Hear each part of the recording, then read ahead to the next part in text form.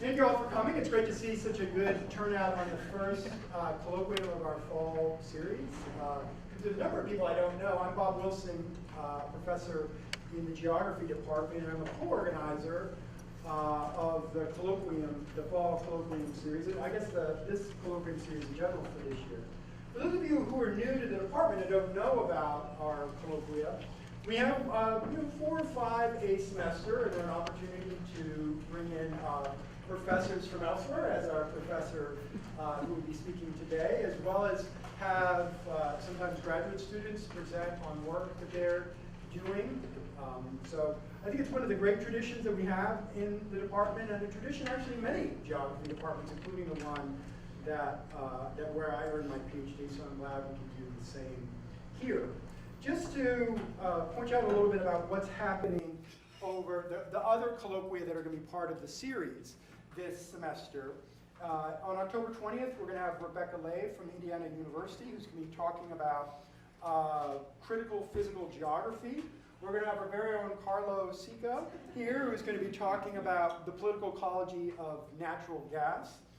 And then at the end of the semester, we're going to have Laura Ann Minkoff-Zern, who has a PhD in geography, but teaches over in food studies, and she's going to be talking about immigration, race, and the struggle for sustainability. So I think we have a really good series in order. We almost have the spring series all set as well. So I think we have a lot of great talks that are coming up. A reminder to all of you, especially those of you who are new to the department, after today's colloquium, we will have a reception over at Beer Belly on Westcott. If you don't know where that is, follow the migration of graduate students over there. And someday David Attenborough should do a nature documentary about the great migration of grad students to Beer Belly every Friday. So that will be happening right after today's colloquium. Now today's speaker, Marilyn Silberfein, she was actually supposed to speak here last February, but was not able to speak here because of weather. And she was, both this talk and the colloquium last spring were part of a larger series looking at kind of a retrospective of the department. So we brought people who earned their PhDs from this department from different decades, 1970s, the 1980s, and the 1990s, to both talk about their experience in the department and how what was happening in the department both reflected or maybe did not reflect larger trends in the discipline. And so there was a big gap in that, and that was the 1960s, and so that is what Marilyn is going to fill us in today. Before we turn it over to John Western, who is going to introduce Marilyn, I want to have a special thank you to David Robinson, yes, who organized this series last spring.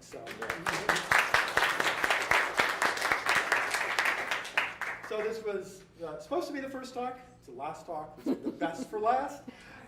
So I'm going to turn it over to John Western, who's going to introduce. Thank you very much, Bob.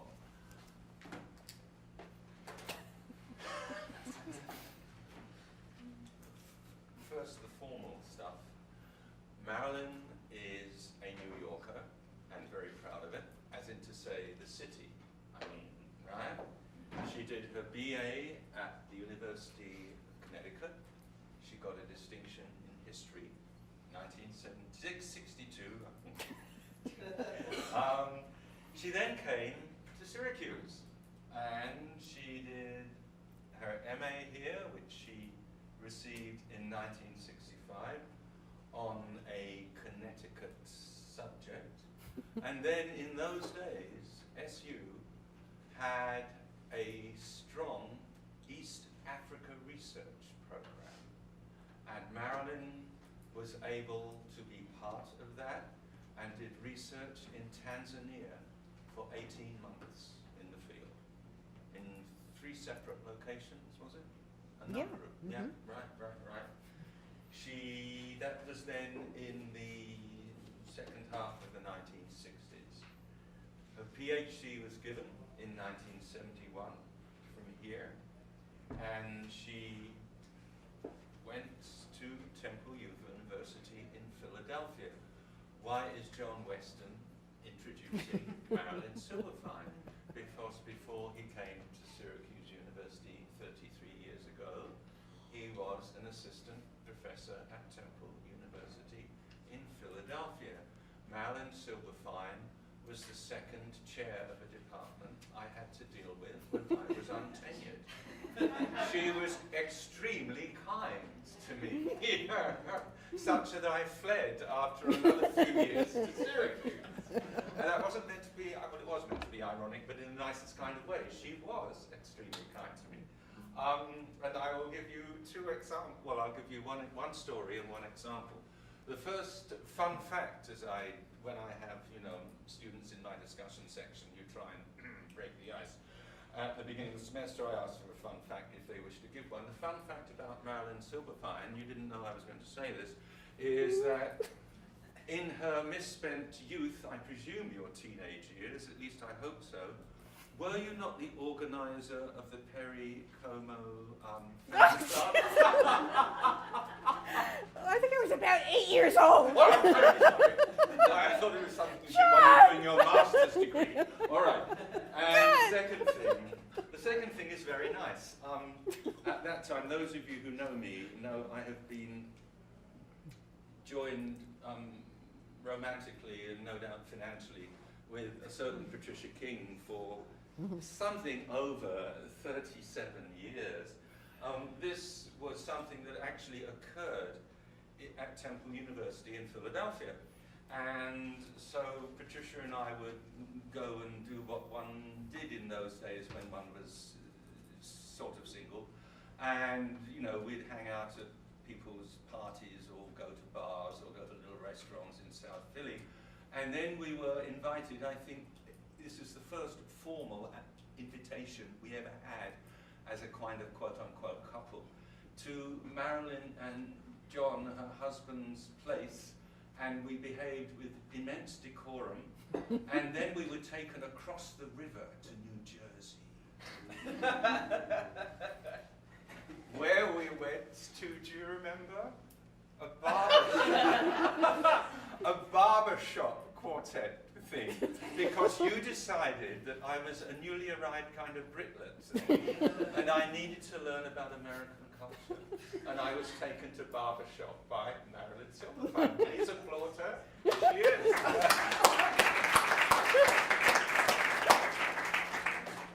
I think I should stop right there. My God, the memory you have. Incredible. Anyway, I want you to know right off the spot, I'm going to probably kill myself because I'm dragging this along behind me. I want you to know that I sort of feel like a visitor from another planet, the planet of the 1960s, which was so different than anything is now. It's hard for me to find commonalities. It really is. And I'm going to talk to you about those times as best I can. And I'm sorry I'm not going to talk as much about geography as I would like. I can talk about geography, but I'm going to be talking more, I suppose, about sociability. Let's see. Because a lot of my friends contacted me when they found out I was coming, and they all had input. And they were mostly interested in what it was like to be a student here and how friendly it was. So they kept giving me more and more stuff to work with. So that's mainly what I'm talking about. You'll just have to have me back another time if you want me to talk about geography, I guess. But anyway, let's start out with summer field trips, because they don't have those anymore. But that was a great unifier. And that brought people together because they spent the summer someplace allegedly doing field work. But it's sort of funny because when I went to my first Syracuse field camp, it was before I'd even started on campus, we were told to bring outdoor equipment and hiking boots. And so I was really looking forward to something out of Doorsy. And as John said, I'm really from New York City, so I'm not used to that sort of thing. I was kind of excited about it. But it turns out that the field camp was actually held in Hartford, Connecticut, which is about an hour from where I was living at the time. And I think I only used my hiking boots once, and the other equipment I never used. And the faculty at that time, as you'll see, included Peter Gould, who was actually at Syracuse for a while. And he kept us in a room dealing with data and analyzing data and never let us go outside, which was not very field camp-like, but that's the way it was. He was trying to make us all into instant quantifiers. Of course, not all of us had a good background, and we couldn't always take advantage of what he was trying to do, but we tried. And he was, I think, totally dissatisfied because he left Syracuse and never came back. So we discouraged him, I'm sure. There was one outdoor project whereby we did plane tabling. I mean, if that doesn't sound like something from another planet, nothing does. That's where you have a plane table and something you look through and you draw lines and you create a map from scratch. And all of us were given a section of land to deal with, and all the sections abutted one another. And then at the end, all of the maps are supposed to fit together nicely, but none of our section maps fit together at all. And Peter Gould said we were the stupidest graduate students he'd ever met in his life because we hadn't gotten together beforehand to make sure that our maps were contiguous the way they were supposed to be. That was the one time we went outside. Okay, here's the city of Hartford from a distance. That's where we were, Hartford. But we did a lot of trips on our own, and you'll see a lot of this sort of thing. I don't know if you people still do this or don't, but we went, for example, sort of being tired of being indoors all the time, lovely summer weather, we went to Mount Washington. And we climbed Mount Washington. I climbed a mountain in my life, but we did that. We could have gone up on a cog railway, but we were determined, and here we are, graduate students, enthusiastic, robust, making our way up the mountain. Here I am. At this point, as I say right here, and it's true, I was thinking someone was going to have to carry me down the mountain. I was awfully tired. It's not that high, of course, so it's the highest mountain in the Northeast, or at least in, no, maybe Katahdin in Maine is even higher. I'm not 100% sure. And there's proof, 6,288 feet. It is the highest. Yes. Okay, that's good to know. 5,005. Oh, good. Okay, well, we did it. We did get to the top. It was an accomplishment. It was very geographical because we measured how the temperature kept going down the higher up we were, and the vegetation changed the higher up we were. We were very good about that. And there's the cog railway we didn't take. So that was our first real expedition, and there were a lot of them like that, as you'll see. The following year, the department got a little wiser and actually had a field trip in a place where field trips might ordinarily be expected to take place. They were in Colorado, and there are two graduate students looking appropriate in Colorado. And I don't know what it is with mountain climbing, but we always seem to be mountain climbing. So here are two graduate students. This is Steve Tweedy and Jim Allen. You'll see them again. Some of the faces you might recognize, but I would doubt it. And there they are on the top of Long's Peak, which is a little bit of an accomplishment. Okay, we had a lot of camaraderie, as I said, and we did a lot of things together. And it's sort of interesting, as an aside, let me mention that I've sort of lost track of all the people I knew before I came to Syracuse. Maybe one am I still in touch with. But all the people I was here with as fellow graduate students, for the most part, I'm still in touch with. It was a very close-knit group, and after we got our degrees, we kept meeting each other at conferences, and so that reinforced the bond. And we come back to Syracuse from time to time, and it was a very, very nice experience from that point of view. And we did a lot of things together. I didn't go skiing very much. In fact, I went once with the group and I barely survived. I actually crashed into the ski instructor at the bottom of the mountain. You don't talk about that much. But we did go on hiking trips and climb mountains and all that sort of thing. We also shared the major events of the time, like the Cuban Missile Crisis, when there were bombers flying over Syracuse. I see a base near here somewhere. It was a little scary. You remember that or have heard about it. Don't remember it directly, I'm sure. And the death of President Kennedy, of course, which was very disturbing and happened during the period when we were students here. And the visit of President Johnson to campus, he actually came to dedicate the first Newhouse Center. Someone pointed out to me the third Newhouse Center, but I remember the first one. And this was very exciting. You'll see more about it in a moment. he actually used the occasion to announce the Tonkin Gulf Resolution. I don't know if any of you were watching the program on Vietnam. It doesn't actually mention that announcement and that he was at Syracuse, which is unfortunate, but that's what happened. And here's something I still puzzle about. It talks a lot in that series about students and how they got involved in anti-war demonstrations, but we didn't. And I thought it was possibly because we were in a building off by ourselves in H.B. Krause. We weren't even in the Maxwell building. We were very isolated. And maybe we just didn't mix that much with the outside world, and we were busy with our work. But someone I talked to as I was getting ready to come here said no, he thought it was because Syracuse had a lot of military students here, a lot of students who were in the military. We had connections through various faculty with the military, and maybe that was part of it. Maybe we were brainwashed, I don't know, but we didn't participate. And I feel, in retrospect, I don't know why we didn't. We certainly should have done something, but during the 60s at least, it was very, very quiet here. Okay, other big events, there was a blackout in 1965 when the electricity went off in all of, I don't know, maybe the whole Northeast, all of New York. It was a big deal. I guess 30 million people lost electricity. I say classes must have been canceled. And the great whiteout of January 30th to 31st, 1965, when inches of snow fell. I don't know if you've had one as bad as that since, but that was something else again. Okay, some views of student life, and we will see some snow pictures, of course. This Marvin Baker was a graduate student. He then went on eventually teaching at the University of Oklahoma. This was his apartment, so that's how students lived. It was kind of okay.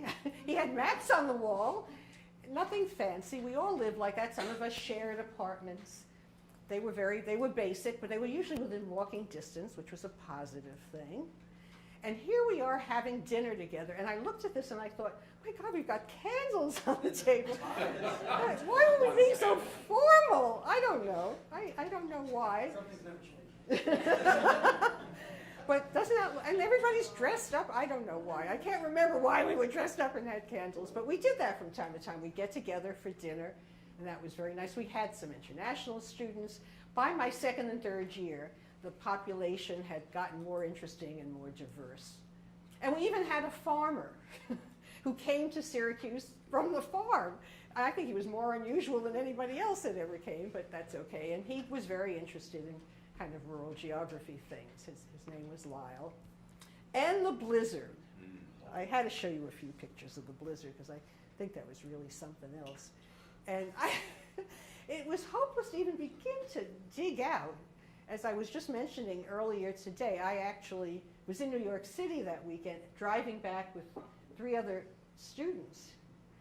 I don't know, I went in for an interview for my fellowship. I don't remember why they were there. I think they wanted to see a play on Broadway, and it took 3 days to get back because you travel a short way on the thruway, and then you couldn't go any further. They threw you off, and you hoped you'd find a motel. You drove a few more miles the next day, and they threw you off, and you try to find another motel. It was tough, but there we are. And that sort of typifies it. Now here's something strange. This was the route for President Johnson's motorcade. It looks like it's really run down. I guess this was the route from downtown Syracuse to the campus, which I hope looks better now than it did then. I think they were doing redevelopment at the time. But that was the motorcade. This was a very exciting event. You don't get a president on campus very often. And this is what it looked like. There were thousands of people. We all sat on blankets and listened to him. And I don't know if anyone understood the import of what he was saying that day. But it was certainly, it was just exciting having him there. And we still hadn't gotten to the point where we realized what a quagmire Vietnam was going to be. Okay, more mountains. Told you, we were always climbing mountains whenever we had a chance. You're going to begin to think we didn't do any work, I know it. But there we are in some other mountain. And here was a trip on Blue Mountain in the Adirondacks. We took a weekend trip there. And I don't know exactly what's going on. Probably me falling on my face or some such thing. But it was lovely. It was really lovely. And almost all of the other graduate students really had a background in hiking and outdoorsy sort of stuff. A lot of this was new to me. That's a mystery mountain. There's a glacier probably gone, but not sure what mountain that is. And Armstrong Mountain. I don't know where Armstrong Mountain is, but that's another one of our students, Larry Martin from Canada, standing on top of Armstrong Mountain. So any chance to do something like this over the spring break, during the summer, people would take advantage of it. And once we actually went out to observe maple sugaring somewhere not too far away, and other things too, all sorts of strange little trips. Now, a department picnic. Do you still have department picnics? I have a feeling maybe not. Yeah? Oh, good, good. I'm glad to hear that, because this was a lot of fun. And you can see all the people who were there, and some people had kids. It was very congenial. And I don't know if you recognize, that's Jim Allen again. That's Tom Wilbanks. Maybe you've heard of Tom Wilbanks, the second person in. And Dick Thomas, and what other? People look a little different in these pictures than they do today, to say the least. So I'm not always sure who is showing up, but I can tell you who that is as well. Let's see. That is John Dietz. John who? John Dietz, who went to Greeley, Colorado to teach. But it was a lot of fun. So that was the department picnic that particular year. We had badminton, lots of food. That was really very, very nice. Okay, this was one of the special exciting things that we did. And of course, another fun thing, although we took it very seriously, geographically speaking. Okay, one of the students, Steve, knew someone who had a truck and had taken groups to Europe before. So we got a group together. It was 4 of us from the department, and there were other students with different backgrounds who went as well. Now, there's a word missing there. The students, let's see, the high school students, well, we crossed over from Germany to Austria, Hungary, Romania, et cetera, et cetera. Now, at this point in time, traveling in Eastern Europe was actually rather unusual. There wasn't an awful lot of US tourism there. So it was an unusual experience, and we got to see a lot because we were kind of close to the people. We were in our truck. People were curious. They'd come up to us and find out what we were doing. So it was quite a nice setup, and we called ourselves the Traveling School of Geography. Okay, wait a minute. Did I? Yeah. Okay. One of the places that we went that was really fascinating was Kosovo, which of course has gotten to be better known. We didn't even call it Kosovo at the time. It was more part of Yugoslavia, but it was so obviously different from the rest of Europe, and we used our geographic lenses to analyze that. People were poor, they were very traditional, there were strong Muslim influences, it was isolated. So even then you could see that this was not typically European, but we spent some time there because we were able to drive anywhere, more or less. Then it's true, our truck kept breaking down from time to time, and so once we stopped at a Romanian factory, and everybody stopped working and decided they would help us fix our truck, which took a long time. And we decided that they were sort of showing their independence of the then Soviet Union. And we were at a collective farm in Bulgaria, olive farms in Greece. I have to say, although I didn't write it up, we spent a lot of time on the coast. This group liked beaches. So cannot tell a lie, we went to a lot of beaches. So there's the truck. As you see, it looks as if it would blend in. Some people slept inside, and some slept on cots underneath the awning, and we had tables, and we had our own food. And we had a place where you went when you got sick, where you could hide underneath the beds and try to recuperate from whatever it was you caught by eating the wrong food. And that happened from time to time. And here is the truck all ready to go. It's all packed up, but it did break down a lot. It was a very nice one. And there's the Danube River in the distance. I mean, what a wonderful way to to travel. I don't think I would like it as much now as I did then, but at the time it was really such an unusual opportunity. This is Yugoslavia. This is pre-breakup Yugoslavia. I'm not sure exactly where. It was funny because we had to go all the way around Albania because Americans were not allowed into Albania, or at least it said on your passport, don't go there, so we didn't. So this is probably somewhere along the Croatian coast, and a very common stop, a rest stop, somewhere along the way. We had to find rest stops every place we went, and when we ran out of rest stops, we had forests that we used instead. It's sort of funny because the following year, I went to Africa, and it's a good thing I had this experience because before I came to Syracuse, before I had this trip to Europe, I had never seen anything but a flush toilet. I'd never even seen a latrine in my entire life. And if I had wound up in Africa without having at least seen a latrine, I think I would have had a lot of problems. So yeah, this was a very important trip for me as preparation for going to Africa.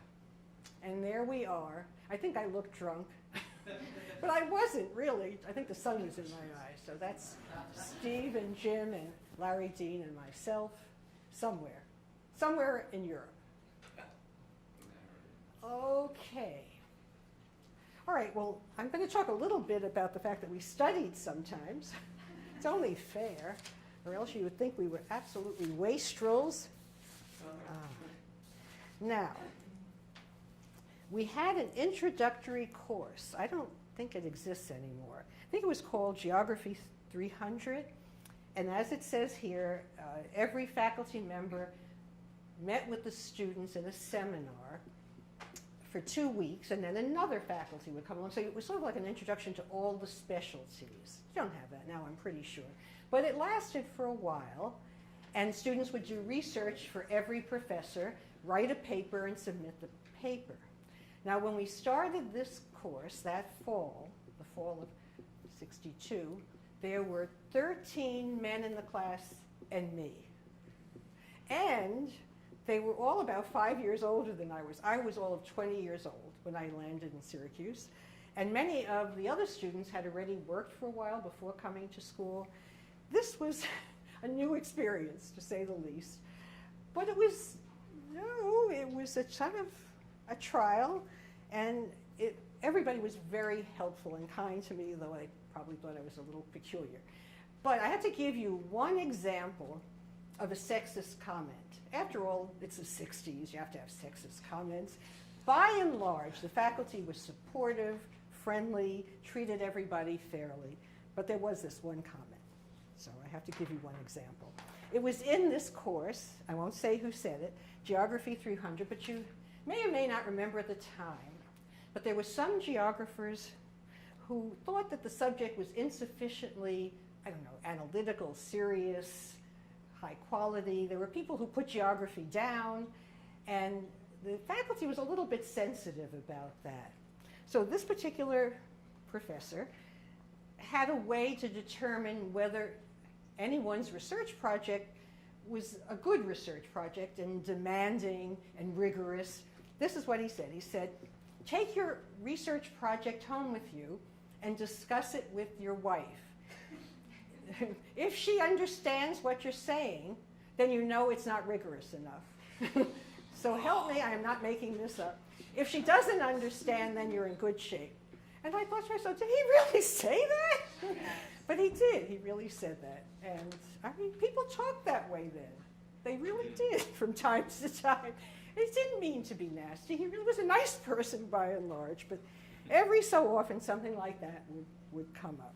And I'm sure that there were faculty who thought that it wasn't such a smart idea to give women money, they might not be a good investment in the long run. Again, people just thought that way.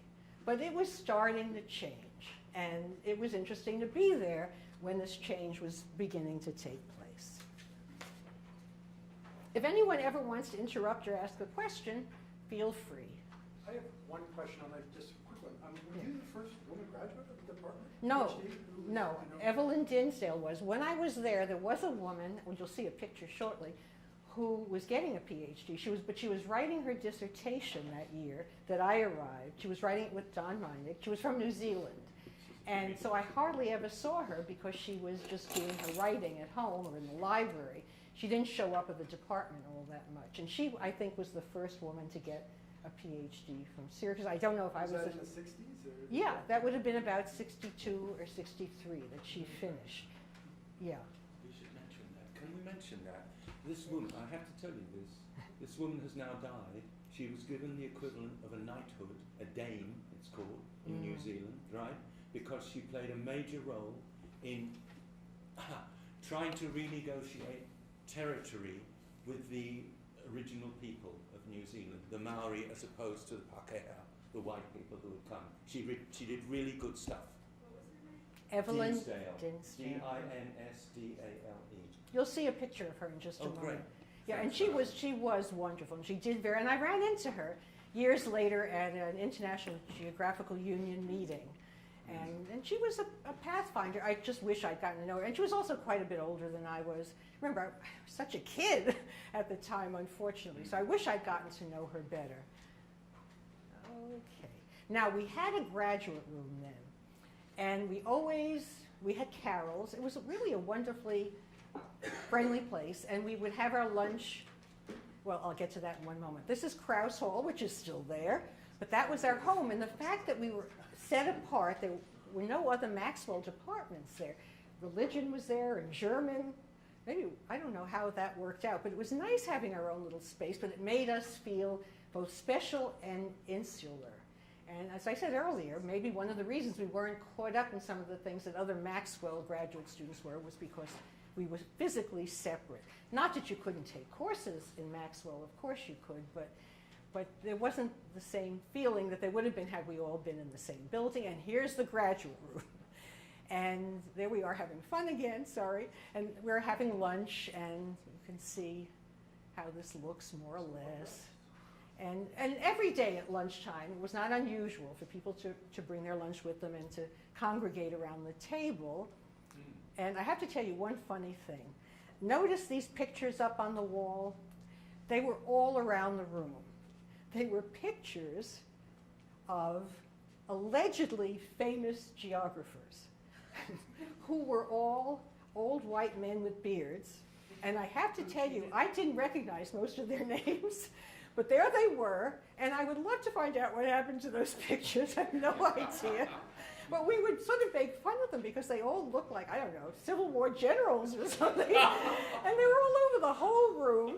I guess that was decor. What can I tell you? Yes? So did the guys in suits, are those grad students? Was that sort of... You know, they are, and this must have been a day for picture taking or something, because I don't remember everybody being quite as dressed up every day, and there was some faculty there as well.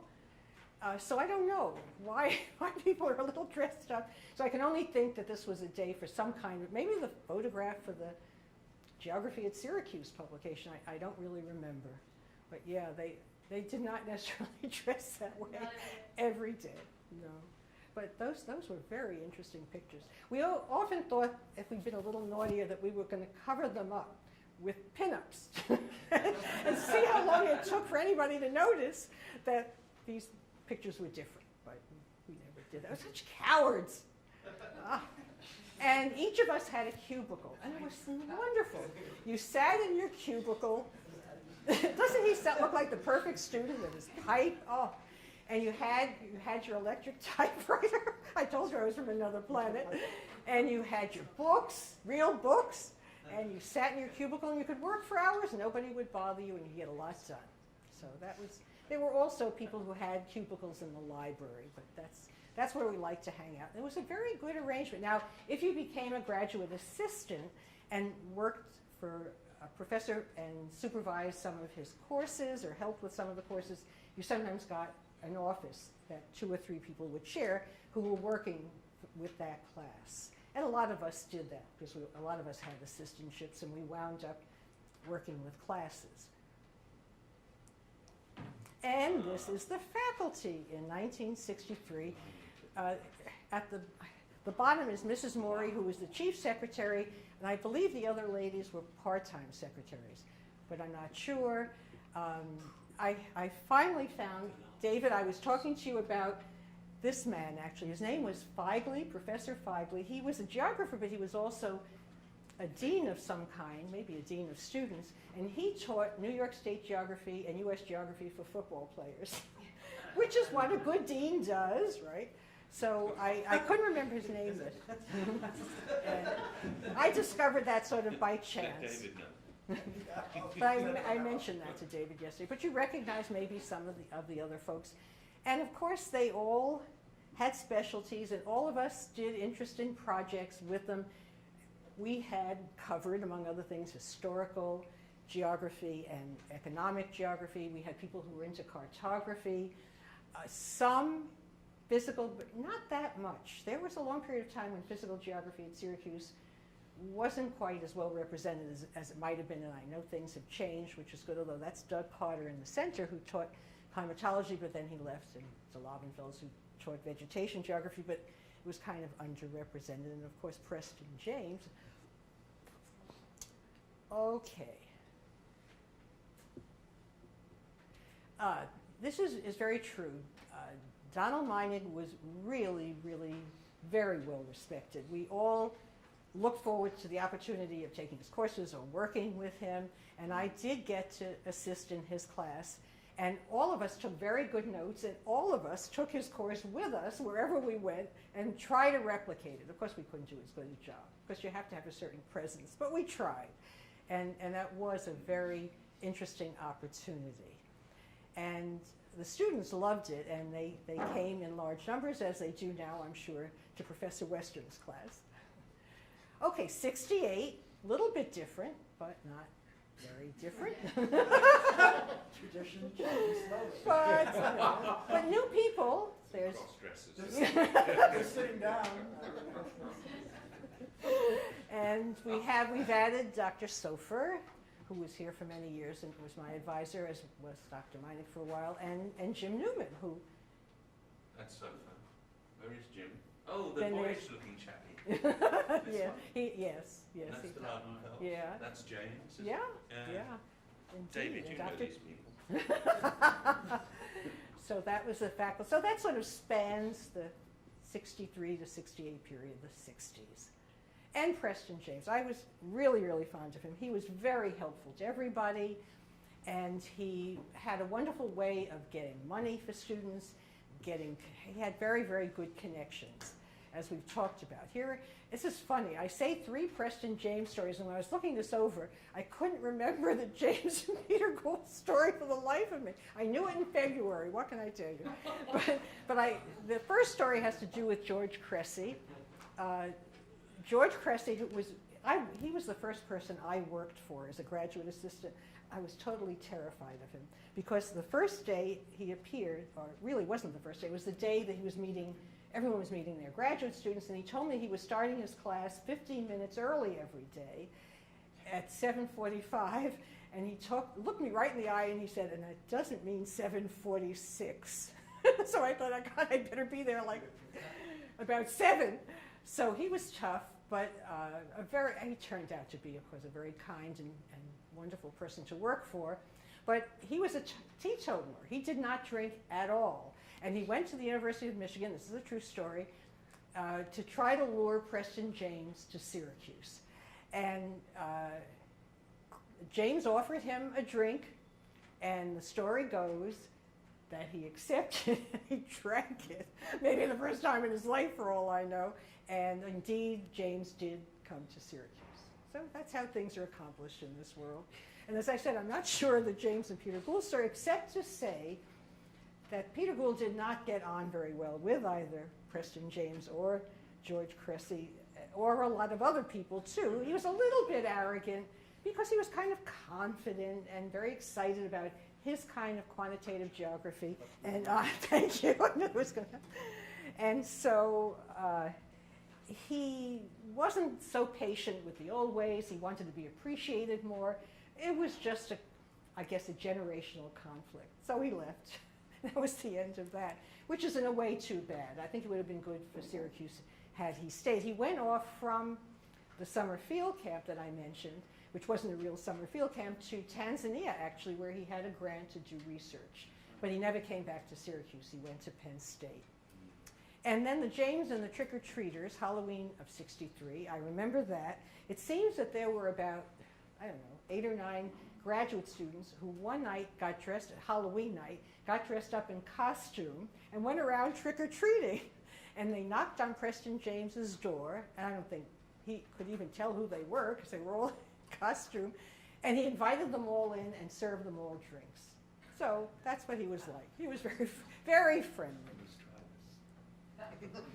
Now here are the students of '63, and this is Evelyn Dinsdale right here, who we've just been talking about. The young woman over there was a master's student. I think she wasn't there for very long.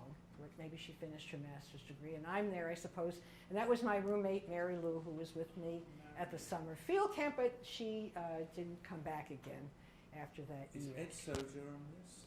Yeah, right in the front. Oh. Third from the left. Yeah, yeah. And those were the other students. We still, in this particular year, didn't seem to have a lot of international students, but we did start to, things began to get more diverse the following year, and much more the year after that, and the year after that. No, it's a process. Wow. And there's a seminar. We had wonderful seminars, which we really enjoyed, and they were small, so we had lots of exchanges. We would do our writing, we'd give presentations, we'd be evaluated by both other students and faculty. We got a lot of practice doing presentations. It was really nicely done, I think. Now, student map making, there was a lot of that, but of course the methods were what you might call primitive.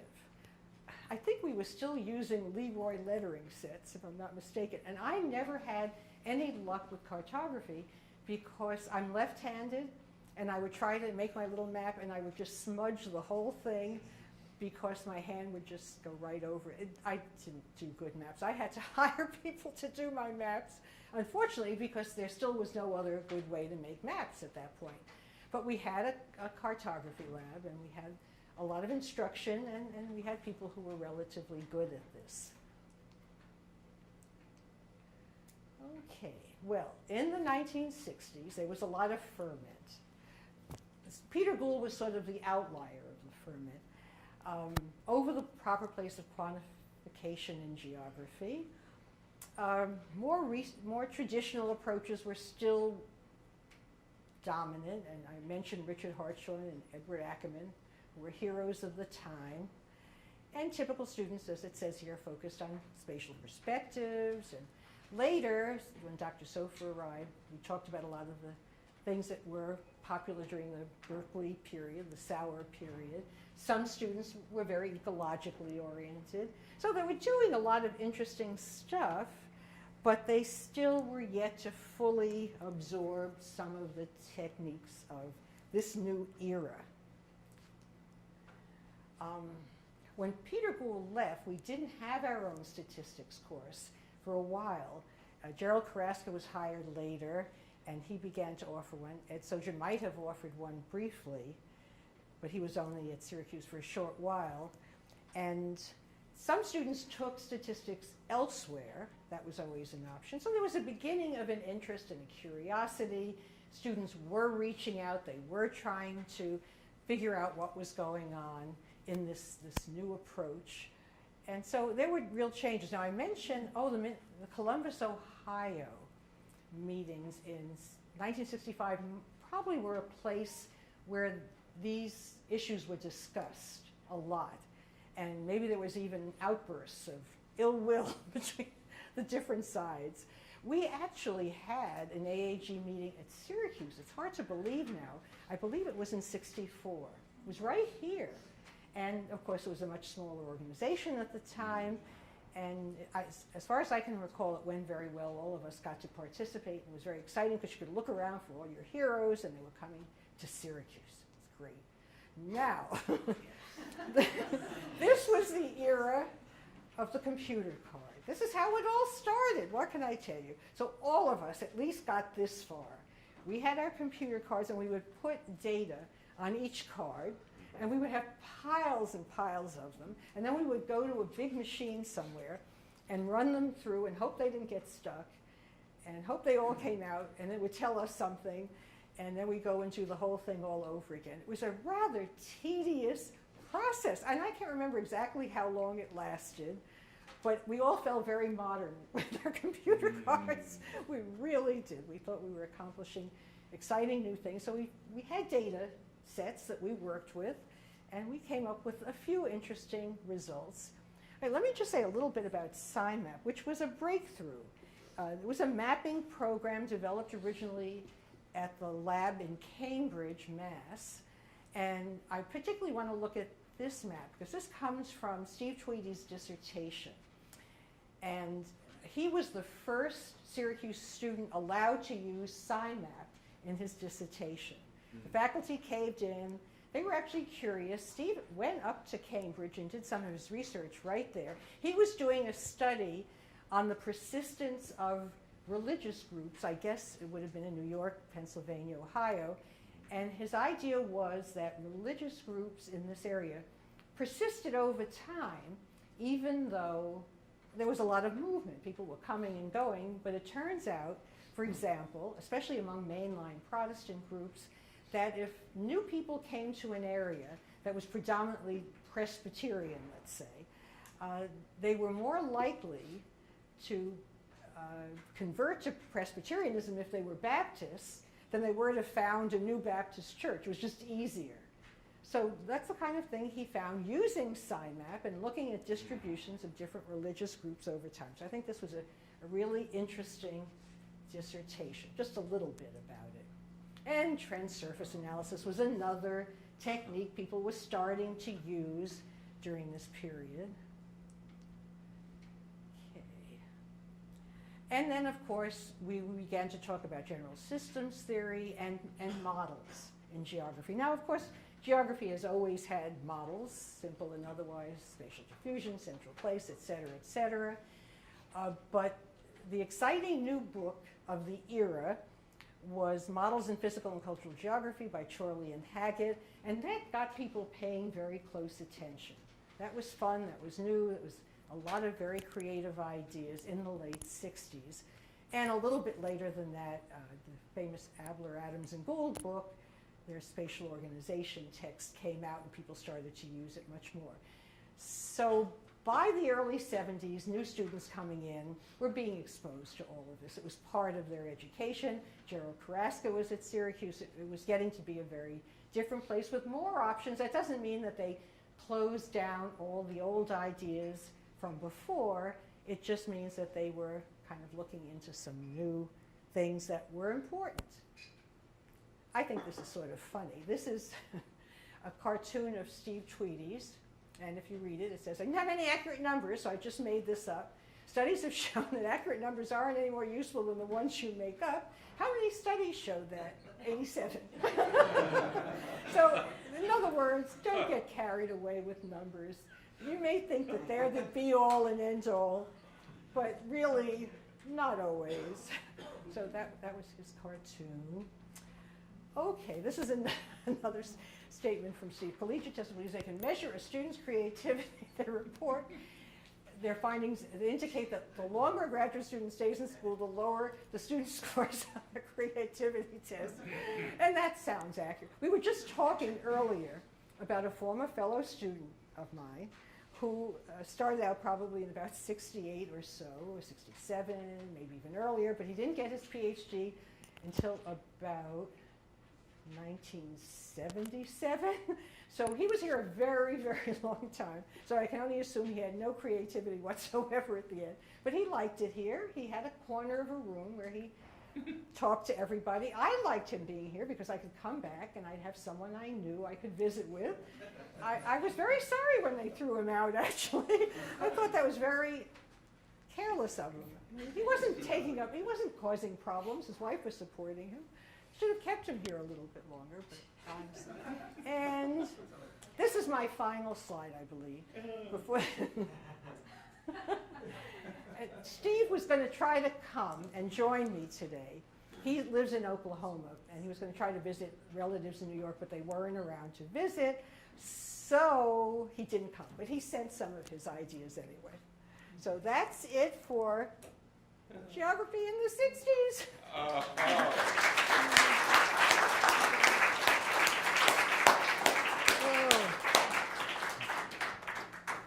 This completes 40 years of geography. But before we retire to Beer Valley, we have time for some questions about the time here in the department, about the era. I'm sure Marilyn will be happy to answer some of your questions. So open it up to the audience. Yeah. How'd you end up here? How did I- What made the 20-year-old? 20, I know. It was a fluke of fate. It really was. I was supposed to be a high school geography teacher. My father insisted on that because he wanted to pay all that tuition and not have me employable. So I was in the School of Education. You'll be sorry you asked. I was in the School of Education at the University of Connecticut. And I discovered that my senior year, there was no geography major there then, but there was a geographer, and he taught a lot of courses, but they were hiring a second geographer. And I didn't want to miss out on his courses. So I dropped out of the School of Education my senior year and joined the College of Liberal Arts and took all these extra courses, and my father nearly killed me because he was sure that he had to support me the rest of my life. So that sort of started it, and then I was sort of looking for something to do, and the geography professor I took most of my courses with told me I should apply at Syracuse because he had studied with Preston James at Michigan, University of Michigan. And it didn't seem terribly far away, and it seemed like a good idea because I wanted to study more. I really had no long-term goals other than that. I just wanted to keep studying, and so I did it. I applied. I didn't get in right away. I was an alternate. So had that not worked out, I probably, heavens knows what would have happened, but it did, and I'm sort of eternally grateful to Syracuse ever since. So that's how I came here. It was, as I say, totally fluky. I applied maybe to one or two other programs of different kinds, but I didn't exactly know what I was doing. It was, as I said, a very different world at the time. I was kind of feeling my way. And I was very glad, and as I said, it was a wonderful experience from the beginning, really. Yes? Hi, thanks, that was great. My question for you, so you say the geography department wasn't very active, like as far as protests and activism goes, but what was the campus like in general? Were there a lot of protests amongst the undergrads, for example, or? I don't know, because we were, when I say we were secluded, I'm not kidding. We were cloistered. I don't know, I didn't leave the building very much. We brought our lunch, we ate at the room where everybody had their little space. There, in the 70s, there were some protests, but I was already gone, I guess. So I left, I came back for a while in '68, and I wouldn't have seen them, but wouldn't you have thought, maybe there was something happening, there must have been something going on in Maxwell, there must have been some reaction, but it disturbs me a lot when I see the Vietnam War program now, and I realize how provocative everything was, that we didn't do more or think about it more. But you get very involved as a graduate student, you're very focused, you're preparing for the next seminar, you've got a lot going on, you don't have a lot of free time, a lot of people were graduate assistants. It was busy, and I don't know, we just didn't pay attention to our world, and I now feel badly about it. I do. Marilyn, we were talking about this earlier. There's actually was a great dissertation that was written by somebody in the history department about the massive student protests across the country in 1970 after the U.S. invaded Cambodia. That's when Kent State happened in relation to that. And there's enormous protests here. I'm sure you know.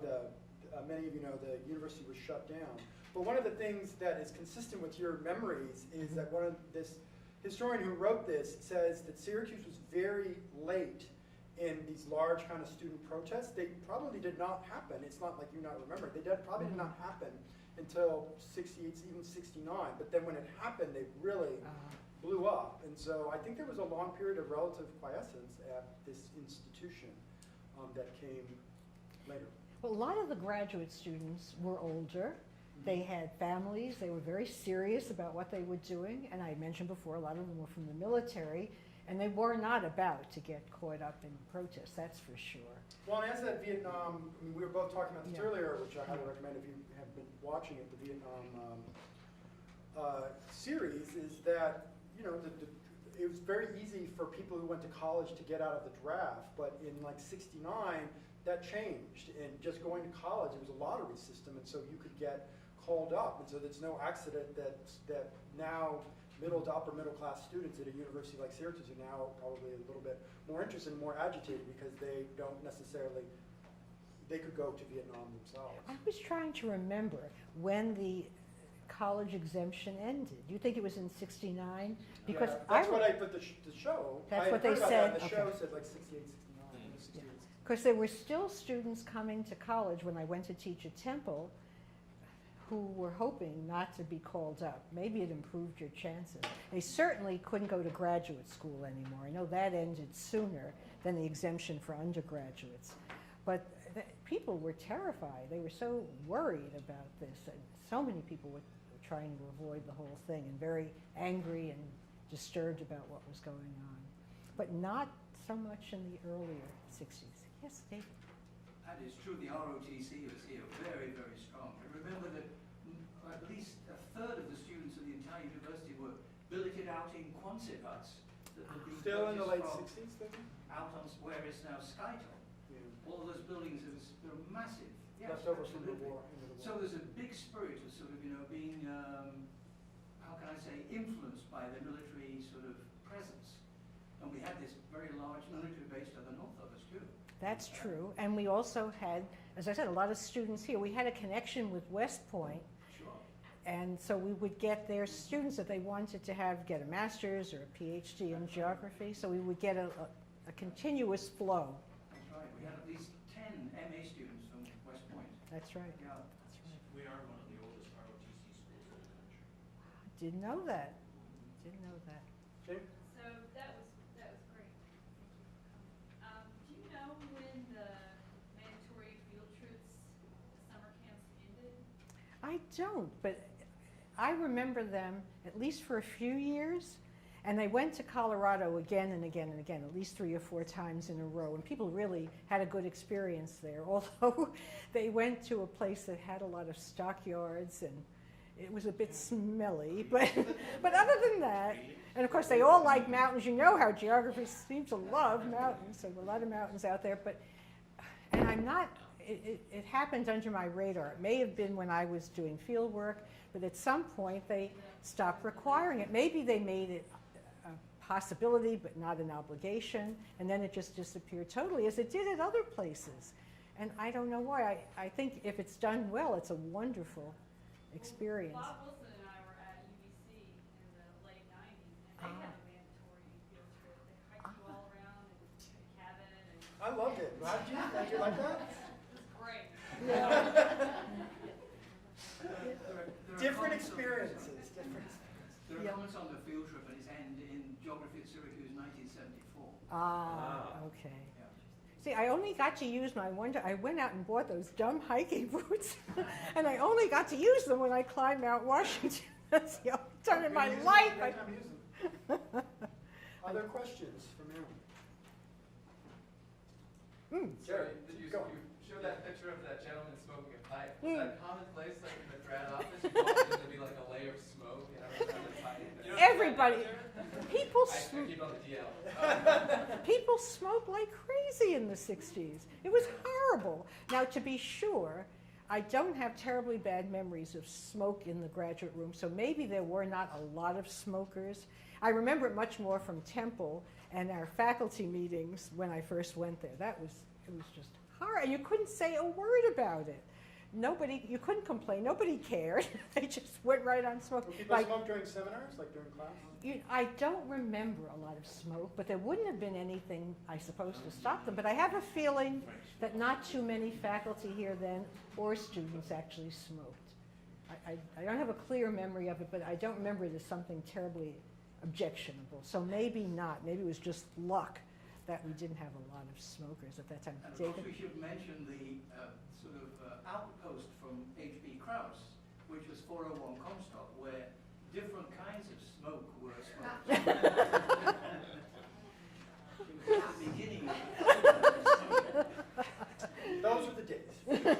I don't know anything about that. Oh dear. Yeah. My last one. No, So please. what was the city of Syracuse like then? Because like really post-industrial decline was Oh was heavens, happening there, yes. but it was still like a lot of factories and industry, right? And was there like a visible like connection between say downtown and the university at that time? Well, they were doing redevelopment, and a lot of the city was in bad shape Okay. physically. Well, you could see from that picture, there are a lot of areas that were being torn down, demolished, new places were going up. It was a transition period from the old industrial age, because I'm sure a lot of the factories were already closed, looking desperately for new methods of employment. Some students got into that quite a bit, actually, were interested in the transitions going on in Syracuse. A lot of people did work on ethnic migrations in and around Syracuse. That was a lot of fun, a lot of interest in that. But I don't know at what point.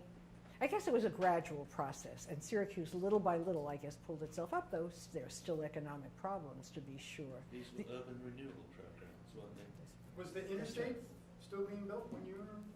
I heard it was built in the 50s into the 60s here. Yeah, well, there was a New York State Thruway, was here, for sure. Yeah.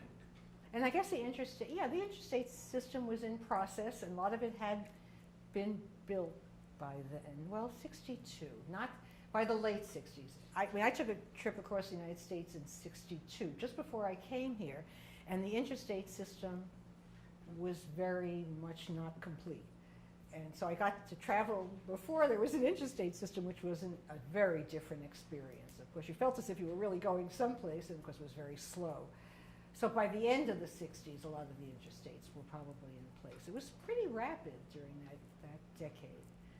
And transportation improved, because I didn't have a car or any money or any of those things. So I always had to get rides with someone else, so I guess I wasn't as up on that sort of thing as I might have been. But yes. So you did 18 months of field work in Tanzania in, did you say 68, 68, okay. 66 to 68. That's right after independence. Yeah. Yes. Yeah. Yeah. So could you just talk a little bit about like what was field work like in terms of collecting data and bringing it? Now we collect data on these little jump drives and we stick it in the cloud. What was it? How did you bring it home? How did you keep it? It was all a very challenging situation. It was a lot of fun. It was very interesting. I did all my own interviewing, and I didn't have any data sets as such. I went up to, I was following in the footsteps of a lot of other students at Syracuse who'd been in the East African Studies program, who had looked at what was a kind of a modern settlement program that the government of Tanzania was introducing. And because we did work for the government, we did reports for them, the East African Studies program had organized that. They were kind of happy, more or less, to have us there. That doesn't mean there weren't ever problems. There were. So I was in Dar es Salaam for a while, and I gathered some background information there, and then I was at 2 settlement schemes. And they were isolated. They had no running water, no electricity. And as I mentioned before, I had never seen anything but a flush toilet until the year before. So it was a little bit of an adjustment. People in the country, like rural people everywhere, were kind and cooperative. They thought I was a little crazy, but they cooperated, and if I asked them questions, they answered. And I gathered a lot of material. I had my questionnaires all printed out in Dar es Salaam, and I carried them with me. I had to get a car, of course, because I had to drive to these places. There wasn't any other way to get there. And I got quite a lot of information to sort through, and then I shipped it back home eventually. I shipped it to Syracuse, actually, because I got an extension. I was able to start working on my dissertation in the spring of '68, which worked out very well. It's always a challenge to work in a place like East Africa, but at the time, it was rather peaceful. It was not that long after independence. I think outsiders were a little bit of a curiosity in some of the places I went to, because I was, again, well off the beaten track. And I was in one place in northern Tanzania, not too far from Lake Victoria, and the other place was in the highlands in the south of Tanzania, so they're quite far apart. I lived at a cotton producing scheme and a tobacco producing scheme at various times, and of course it turns out that these settlement schemes were too heavily capitalized to ever really be functional in the long run. They had started out, as did many developing countries, with wild ideas about what you could do to develop a country's economy, and they were unrealistic about it. And so they had to gradually change, and later on in Tanzania they developed a program called Ujamaa, where they just moved everybody into very simple villages called Ujamaa Vijijini, and they really believed strongly that gathering people together into villages would be useful in terms of giving them access to things they needed and helping to get their produce out to the market. And there's some validity to that, but then there's validity for living on your own farm and not living in a village. So that was always a back and forth problem. I've been back to Tanzania, but I didn't get to do follow-up research there. I went to Kenya next. Sorry, yeah? Well, the cartography, was Dick Dahlberg here at that time? It was, Dick Dahlberg. yes, oh yes, he was in one of my pictures. And Yeah. did they have the cartography lab on the third floor of HBC? Uh-huh. Okay, down the hall. Yeah, it was indeed on the third. And it was a good program. As I said, it was basic techniques, and I wasn't good at it. He also taught air photo interpretation, was a big thing at the time, and that was, I studied that a little bit. He didn't. He left then at some point and went to become chair at what state was it? Western Ohio, one of the colleges in the Midwest. Yeah, but he was here at the time. Yeah, he was. It wasn't a huge department by any means, and some people came and went. But it's so much bigger now, and there's so many, just more people. It's fascinating to me to see. It's very, very different. You've got all sorts of specialties and interests. It just must be a marvelously stimulating place. You probably don't fool around and go hiking as much as we did. You probably do more work. But Another question or two? We still know how to party, though. I'm glad to hear that. But as I said, all of us are more or less still in touch with each other. It was really a close-knit group, and that's a nice thing. When I first left here and went to Philadelphia, I was bereft. So I didn't know how I was going to survive on my own because I'd had all these people that I knew so well and had been around. I actually moved to Syracuse with another graduate student who was moving. I moved to Philadelphia with a graduate student who was also moving there. We rented a car together. So he was there, and he was the only person I knew in the whole city of Philadelphia when I went. But it was a difficult transition because people talk about graduate students as being very competitive with each other, and I suppose they are competing for money and whatever, but there's also the other side of it, where they really work together so well and have such strong mutual interests, I think. Really. Yes. So I'm actually really interested in this. I'm taking like our introduction to geography kind of course, development of geographic thought as part of my master's program. And so we just got through talking about kind of this conflict between kind of more quantitative geographers like Peter Gould and then people like Preston James. So I guess I'm very curious on like more specificity on like what problems Gould had with the department. Like, would he have thought like your research, doing just qualitative research, even though it's focused on a specific government program in Tanzania, would that not be considered like real geography for him because it wasn't quantitative, or like how strict was he really? I can't even tell you that because I only had him for field camp, which was a very unique experience. So I never had to work with him or had the opportunity to work with him when I was actually planning my research project. But I don't think that would have been a problem per se. I just think he felt that the graduate students should all be exposed to this. It should be part of their bag of techniques. They should see this as a legitimate activity and a way of moving into the future. And I think he felt very, very strongly that he wasn't getting support from other people in the department. And he was very sure, he looked very young, and he was very sure of himself.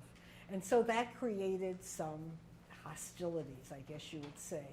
Obviously, he was unhappy. He didn't think his point of view was appreciated, but he might not have been diplomatic about the way he went about it. I mean, if he'd been a little more, because Jerry Carrasco had a good experience here, as far as I know. Of course, that was later, but still. I think if he hadn't come on so strong or hadn't been so defensive, it would have been better. Students I know of that had worked with him before I arrived seemed to like him very much, but he would have encouraged them to at least consider quantitative techniques. I mean, and that made a lot of sense. I was working in a situation where I had to generate my own data. I had no published data to speak of, to work with. So it was a little bit different. I don't know what I ever could have done that would have satisfied him. I was actually looking at the impact of the settlement schemes where I stayed on their surrounding region, because one of their justifications was that it was worth all the money that you put into them, because not only would they affect the people who would move to the settlement scheme, but they'd affect people in the larger region and change their access to resources and services and get them more into the commercial economy. So that was what I was really looking at. It was kind of an interesting problem, but as I said, I had to generate my own data. I had to interview people right and left, so in the settlement schemes, around the settlement schemes. Yeah, a lot of walking, that's for sure. I think the two key words in this sort of debating context is description versus analysis. That Gould, of course, then went on to look at the same kinds of developmental problems in the third world, but he wanted people not to, he didn't accept descriptive geography. So the question then becomes, well, what do you have to be analytic? And that's the key thing, like the type of information. If it's not numeric, then what information do you have? Yeah. That was the big difference. The debate was going on right through the 70s. Yeah, Hey, one more, John? No, I was just going to say, apropos of Gould, he was immensely generous for no particular reason to me at the beginning of my career. I didn't even work with him. I wasn't even at his university. I met him at a party at Penn State. And he pulled out the stops for me, right? He was a very generous guy. He was also extremely intemperate. If you want to see, you could look up a book called The Slow Plague, which was about AIDS, all right? And it was Gould doing sort of stuff with the maps that kind of thing you showed us. And this got immense publicity, and it was in the New York Times, right? And the reviewer in the New York Sunday Times went after Gould and said, this is shallow. And Gould wrote an absolutely stinker of a rebuttal in the New York Times book review a couple of weeks later. You can look this up. It was incredibly intemperate. I mean, there are ways of responding to poor reviews. You can say, of course, I must grant that in that sense, blah, blah, blah, he would be right. You know, I mean, I do this all the time in my letters to those who, to whom I owe money, you know. But Gould just went for the jugular and came out, I think, looking a fool. And he was a very, very bright man who cared immensely about geography. Yeah. But I think he felt as if he had to fight a war. Because he felt as if he had to get his point across, he had to be a pioneer, he had to push his perspective, he wasn't patient, and he hated people who didn't take him seriously enough. But again, he was young, he looked very young, and so he must have gotten into trouble from time to time with people he just didn't think were taking what he had to say to heart. Yeah, interesting person though, really, that for sure. Well, unless, Jared, you have more questions. You can get her email, send her some email questions. But thank you very much, Marilyn. I really appreciated learning a little bit about SU in the 60s, talking with you also today. And the rest of you, hopefully we'll see some of you in Beer Valley in a little bit. So join me in thanking Yeah.